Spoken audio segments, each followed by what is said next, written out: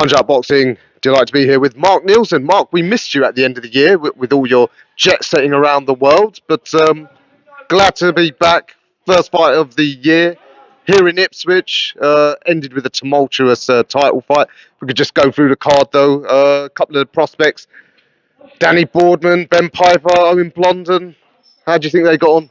Got some great fights, some great prospects in it for the local area. Ben Piper only having his second fight. You can see his class for sure. Owen Blondon was out for a couple of years, and now this is his second fight back. So he classes it as 2-0 for himself actually, and he probably, I think he said himself, made a little bit harder work of that than he should have done. But Danny Boardman as well. Cracking class, actual. Really good. I think we're going to see him out again very, very soon with us, and I'll probably out a few times this year. But it's great to have some of the local prospects out and busy, and starting the year off with a bang for him. Absolutely, yeah. Can't forget Callum Farity. Yeah, another one got the win. Yeah, Callum. He's a great little talent as well. Callum. So he brings a crowd with him. You could see the half of the area was here, I think, tonight, sort of cheering him on. He brings a really cracking crowd. It's good little talent as well. It's great to bring these sort of shows to Ipswich and get the local talent out. Because normally, before we were here, now they were going down at York Hall. It's a long way for their crowds to go. So delighted to be back here again. Get these sort of local talent back on the card. Yeah, as a promoter, I'm sure these sort of isolated towns. It really does sort of add something when they can just fight locally. Oh, absolutely. They all want to fight in front of their home supporters. So they'll go away, they'll go to York Hall. Well, it's a long way, East London, for these guys. So it's great for them. They're obviously really grateful that we're up here, but it's good for us to add another sort of location to our roster over the course of the year. Yeah, absolutely. I'm glad. I as always, like a little trip out of town. For the fighters at the business end of their careers, Dan Francis tune up before his epic showdown with Ollie Duffy on the Promoters Collide. So yeah, good workout for him. Yeah, it was. I mean, he picked up an injury. You could see at the end of the first round he had a bit of a leg injury, sort of limped back, and that was sort of hampering him for the rest of the fight. So I did say to him, he's probably on 70% for the whole fight. And Brian Frost actually was undefeated at the start of his career, so he was a good talent, and you could see it tonight. He had some skills. If 70% Dan Francis can still do that and put him down, it just shows the talent that Dan's got. We were a bit worried actually because he's put Ryan down. We thought he's from the same camp as Oliver Duffy. We thought that might put them off. Hope it doesn't, but you could see the power for Dan. He was just too strong for him. But that injury sort of slowed and hampered him down a little bit. It's nothing major, but I think it was just a pulled muscle or something like that. But boxers, good bit of resilience, and he's got to fight through it. But you're sure he'll be fine for the March showdown? Yeah, 100%. All right, and of course Brennan against Paul Gordon, bit of an anticlimactic end, but unfortunately, yeah, Tom, he alluded to it afterwards. He said, the titles are getting further away from him. Yeah, we gutted. Tom's our man, so we're just absolutely gutted for him. We really fancied it tonight. We knew he was up against it. We had some, he thought he had the right game plan, thought he knew what to do, but he was just getting caught too much. I think it was a bit too easy to hit. That cut unsettled him, and I don't think he really recovered in that. And he was just tough guy, Tom Brennan. He was a proper soldier, proper warrior. But it wasn't his night tonight, So, he's gutted. He always thought that getting like an area title or something like that was going to be his world title. And I think he feels that it's just like he said himself, just getting a bit further away from him. But I feel for him tonight. It was a bit of a mess, wasn't it? There's a bad cut, blood everywhere, and. I just feel for my man, but, maybe he'll go away and have a think and decide what he's going to do next. But, we'll support him wherever he wants. But he is scheduled to fight on that show next month against Lorenzo Grasso, another fighter who's had sort of ups and downs of late. Yeah, absolutely. But we'll see what happens with the cup because he's not going to be able to spar now. He'll have to take a little break to recover on that. I was out the back and sticking some stitches in it. So, I don't know. We're going to have to see what happens with that in the coming weeks. What about Jack Williams? Just from the sound test alone, I was shocked by the sound of it. I mean, him being a super flyweight against Jack. I mean, Jack Hughes, we know he's a seasoned, hardened pro, never been stopped. So he's quite a talent. He made Jack Hughes look ordinary. No disrespect to Jack Hughes because I like him. I've seen him fight in our Swindon show against our own Lewis Roberts, and he's a tough guy. Former area champion. He's been in with some really big names. Tough guy. People don't do that to Jack. Jack's got some future fights lined up. He wasn't expecting that. Jack Williams' second fight. he's a talent. He's a star, shining star. He's got Rob Hodgins, obviously, Fabi Awarded trainer, looking after him as well. So you know he's going to be in a big platform soon. But we've got him back out on our O2 show next month, and he brings a crowd. So it's going to be great watching his career. But he's got like star talent, hasn't he? Yeah, yeah. I mean, what could he say? Nobody does that to Jack Hughes. And the headliner, local girl EILISH, just spoke to her naturally. She's gutted. But it was a terrific fight. I assessed it as Katie looked like she was going to establish her jab, got dragged into a dogfight, but Katie showed she can fight. Yeah, for the fans, it was a brilliant fight. For the neutral, wasn't it? There's obviously Eilish had the crowd here because she's the local girl, and it started off looking sort of a bit 50-50. But I think Katie just looked a bit too strong for her. Eilish was just digging deep in the trenches. But I mean, the judges had it quite wide margin. I thought I had it a little bit closer than that, I'll be honest. But there were some rounds which were difficult to score. But what a great main event. What an absolutely fantastic main event. And that isn't a testament for female boxing. I don't know what is. Because there was two. They just gave it all, didn't they? They didn't leave anything out. Crowd loved it. Place was packed. And what a brilliant main event, And just chuff for Katie. But we'll see what's next for her. But I think, some interesting opportunities in female boxing now.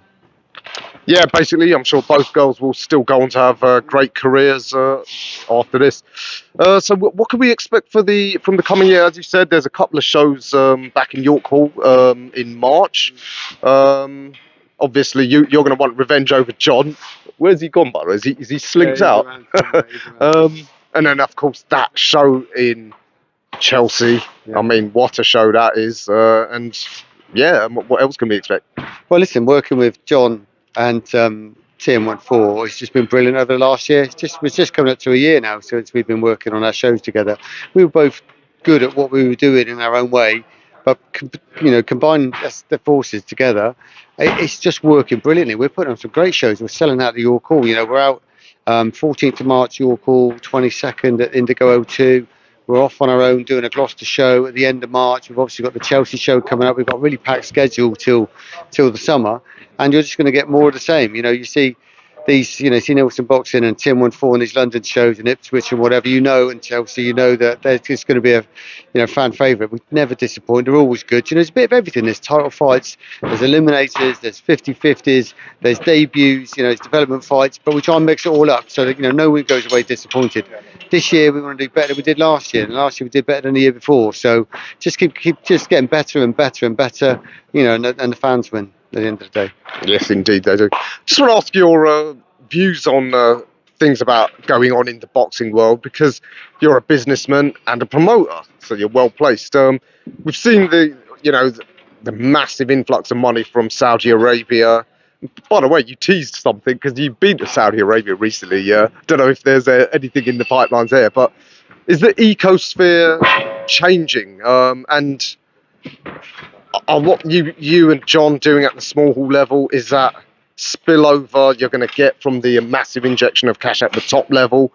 Can we see stuff like at the sort of small hall level, more of the sort of title fights, bigger fights at the small hall level? Because at the top level, they're all going off to Riyadh and what have you. It does seem all the big promoters are chasing the big money over in Saudi, so it's just making an opportunity over at home for homegrown talent, I think. Because everyone's chasing those few slots. I think there were 7 shows last year in Saudi. It's not a lot when you think of, there might be that going on any one weekend in the UK. But they're taking on to the big headline fights. So, of course, a lot of the UK boxers are looking for that. They're looking for the big paydays. We're in Saudi ourselves. I'm out probably 3-4 days a month for the rest of the year. An awful lot of stuff going on out there, but time will tell when we're allowed to tell you what's going on. But other promoters are probably thinking, what are they up to out there? But we'll see. But it's all good. It's all good for boxing. I think it's good for boxing that the Saudi stuff is putting these dream fights on. As a fight fan, I'm just loving, these dream fights. It's it's taken a lot of the big fights, and it's like there is perhaps a risk of a little bit of a gap for the next generation to get through and catch up, because who are the next pay-per-view stars now? Mm-hmm. They all seem to have fought each other and not many left, is there? So we'll see what the future brings, but I think more eyes on boxing can only be good for the sport. Yeah. But what do you think about in terms of the way this massive amount of money is coming? Is it sustainable? Can you sort of almost force a new market? I mean, Frank Warren says back when Las Vegas started to buy out the rights to the big fights, was there a similar backlash in terms of the East Coast of America, where all the big cities? Did people say, well, why are we going to go all the way to the desert when we could have fights here in New York or Washington, whatever? Is it the same sort of thing? Yeah, it's fairly fluid, isn't it? It has done for years. I mean, it used to be Atlantic City, then it was Vegas, and but I think it's just good. I don't think it's a backlash at all. I think it's just evolving, it's moving. There's record numbers on Netflix. I hear that Amazon Prime are bidding for stuff, and obviously DAZN is sort of getting very, very dominant now. There's lots of rumours what's going on with the Sky contract, and I just love to be involved in it. It's great, isn't it? And it's exciting. But boxing's just thriving and thriving. I don't think it's a backlash. I think fight fans are benefiting from it and loving it. You get your detractors, but you will. Some people are never happy, right? We're seeing great fights. What's the problem with that? When I say backlash, I'm really referring to my American colleagues in the sort of media sphere. That is this just the natural move, the center of gravity of boxing? Is it shifted away from America? Well, America was was the golden ticket. The British fighters would go over there, fight the American champion, and we had a really bad record. We were like the away fighter, and we were never going to win. We were never at the level. We seem to be dominating now. UK and the US are the two major markets, and I think I'm not sure what the number of the world champions are like, but we're certainly sort of setting the standard over here.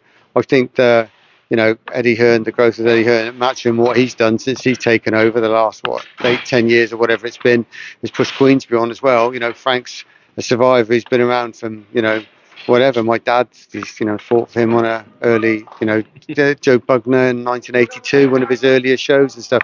Now that's a long time ago. He's still there pushing the boundaries. It's Eddie Hearn's challenging him, and they're both getting sharper. And and I think everyone else benefits from it because it's just pushing up the levels of production, the levels of matchmaking, and the promotion and stuff. So I think boxing's going for a bit of a renaissance at the moment. It's just great to be involved in it. Yeah, indeed. Yeah, well, I guess we've just got to enjoy it, enjoy the ride, as you are. What with all these trips to Saudi, I won't ask you about them because I know they don't like chatty patties over there, do they? Yeah, we'll see. There's lots going to be happening. Watch this space. All right, Mark. Pleasure. Like I said, we missed you. So good to see you again, and well, see you at the next one.